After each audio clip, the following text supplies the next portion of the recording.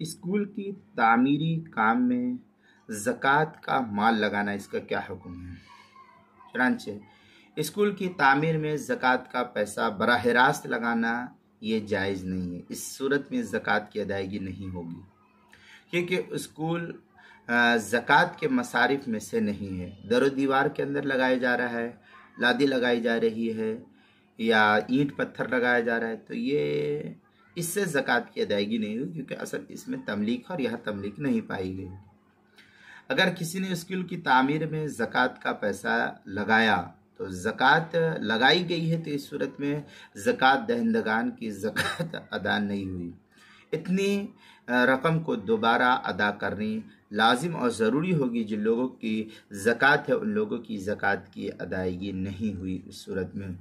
چنانچہ در مختار شامیہ میں ہے وَيَشْتَرَطُ أَن يَكُونَ الصَّرْفُ تَمْلِيكًا لَا إِبَاحَةً كَمَا مَرَّ لَا يَصْرِفُ إِلَى بِنَاءِ نَحْوِ مسجد۔ یہ در مختار شامی کی عبارت ہے۔ کتاب الزکوٰۃ باب المصرف، جلد نمبر 2 صفحہ نمبر 344، البحر الرائق جلد نمبر 2 صفحہ نمبر 243، باب المصرف، بدائع الصنائع جلد نمبر 2 صفحہ نمبر 39، اور فتاوی تاطرخانیہ جلد نمبر 2 صفحہ نمبر 272۔ اور زکوٰۃ کے مسائل کا انسائکلوپیڈیا اس کے صفحہ نمبر 59 پر ہے۔ حروف تہجی الف عنوان ہے اسکول کی تعمیر میں زکوٰۃ لگانا، اس کے تحت جو ہے اس مسئلے کو نقل کیا گیا، وہاں بھی دیکھ سکتے ہیں۔